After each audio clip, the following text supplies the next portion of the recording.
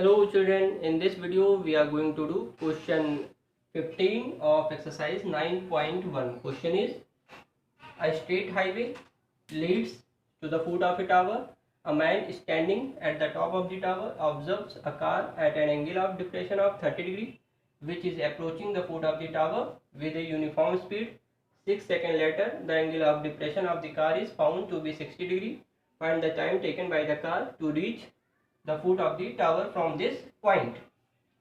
बच्चों क्वेश्चन में बोल रहा है कि एक टावर है, सपोज किया कि ये एक टावर है और एक हाईवे टावर के फुट को लीड कर रहा है।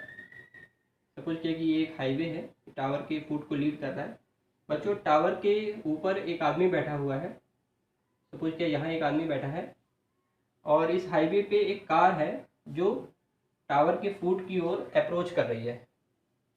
सपोज किया कि ये एक कार है,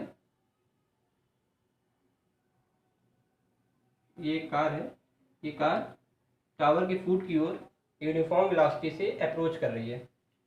बच्चों किसी एक पॉइंट पे जब ये आदमी कार को देखता है तो एंगल ऑफ डिप्रेशन 30 डिग्री बनता है। सपोज किया कि इस पॉइंट पे देख रहा है तो इस पॉइंट पे कार है तो एंगल ऑफ डिप्रेशन 30 डिग्री बन रहा है। बच्चों 6 सेकंड के बाद कार कुछ डिस्टेंस कवर करती है। सपोज किया कि 6 सेकंड के बाद कार इस पॉइंट से इस पॉइंट पे पहुंच जाती है। सपोज किया कार यहाँ पहुंच गई और यहाँ से यहाँ तक जाने में 6 सेकंड लगा है। 6 सेकंड।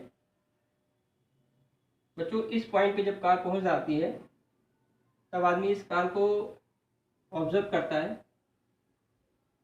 तो एंगल ऑफ डिप्रेशन 60 डिग्री हो जाता है। बच्चों एंगल ऑफ डिप्रेशन 30 था यहाँ पे, तो एंगल ऑफ एलिवेशन भी 30 हो जाएगा क्योंकि ये दो लाइन पैरेलल है, अल्टरनेट इंटीरियर एंगल इक्वल होते हैं। तो ये 30 तो ये भी 30 और ये 60 तो ये भी 60 हो जाएगा। बच्चों इस पॉइंट से इस टावर के फुट तक जाने में कार को कितना समय लगेगा ये क्वेश्चन में पूछा गया है। मीन्स इतनी डिस्टेंस कवर करने में कार को कितना समय लगेगा। तो चलिए बच्चों इस पॉइंट को हम ए मान लेते हैं। ये पॉइंट ए है, ये पॉइंट बी है, ये पॉइंट सी और ये पॉइंट डी। बच्चों इस फिगर में दो राइट एंगल ट्राइंगल दिख रहे हैं, एक right angle triangle B C D और एक right angle triangle A C D.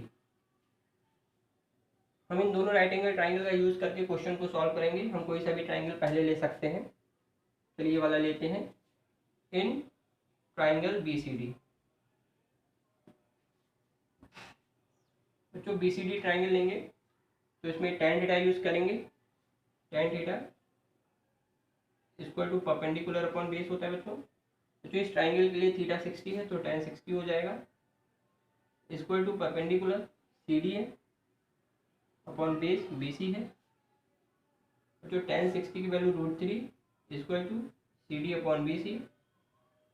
Cross multiply करेंगे तो ये हो जाएगा C D into 1 means C D equal to B C into √3 means B C √3। अब हम बच्चों ट्राइंगल बड़ा वाला लेते हैं, triangle A C D. In triangle A C D तो इसमें भी tan थीटा यूज करेंगे।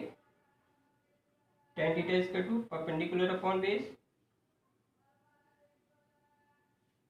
तो बच्चों इस ट्राइंगल के लिए थीटा 30 है तो tan 30 हो जाएगा। tan 30 इक्वल टू परपेंडिकुलर बच्चों सी डी है अपॉन बेस ए सी है। tan 30 की वैल्यू होती है बच्चों 1 upon √3 equal to C D upon A C को बच्चों हम लिख सकते हैं A B plus B C, A B plus B C. अब हम क्रॉस मल्टीप्लाई करेंगे तो A B plus B C को 1 से मल्टीप्लाई करेंगे तो आएगा A B plus B C. C D को √3 से मल्टीप्लाई करेंगे तो आएगा सी डी √3। तो ये हो जाएगा बच्चों A B plus B C equal to बच्चों सी डी की वैल्यू हम यहाँ से बी सी √3 यहाँ रख देते हैं। सपोज कि ये इक्वेशन 1 था तो बच्चों इक्वेशन 1 से सी डी की वैल्यू हम यहाँ रखेंगे तो ये हो जाएगा बी सी √3 इंटू ये वाला √3। बच्चों ये इक्वेशन 1 से रखा है हमने फ्रॉम इक्वेशन 1। तो ये हो जाएगा बच्चों A B plus B C equal to √3 into √3 3 होता है तो ये 3 बी सी हो जाएगा बच्चों। क्या A B equal to 3BC minus BC। बच्चों ये BC साइड चेंज हुआ तो प्लस का माइनस हो गया, तो AB आ जाएगा, AB इक्वल टू 2BC। तो यहाँ पे बच्चों AB इक्वल टू 2BC आ गया। इक्वेशन 2 मान लेते हैं इसको।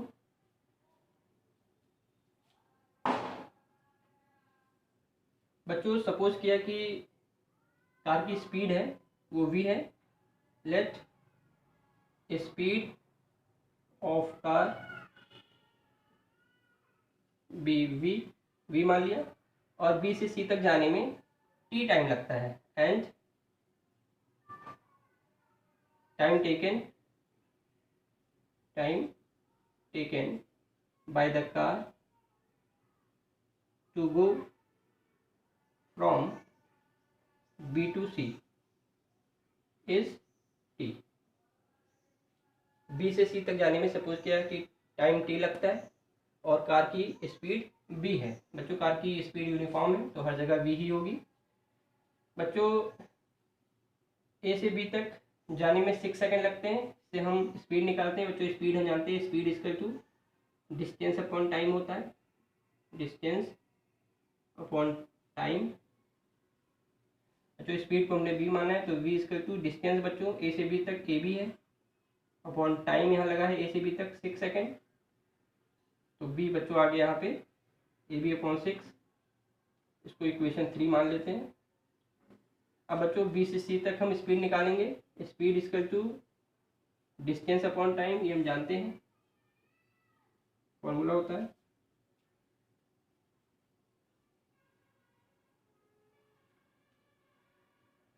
तो बच्चों स्पीड को हमने v माना है, v equal to distance BC है। बच्चों टाइम यहाँ पे हमने माना है कि t समय लगता है तो t हो जाएगा। इक्वेशन 4 मान लेते हैं बच्चों इसको। बच्चों इक्वेशन 3 और इक्वेशन 4 को इक्वल रख सकते हैं क्योंकि यहाँ भी v है, यहाँ भी v है, यूनिफॉर्म स्पीड है। तो फ्रॉम इक्वेशन 3 एंड 4, इधर का थोड़ा इरेज कर रहे हैं बच्चों हम।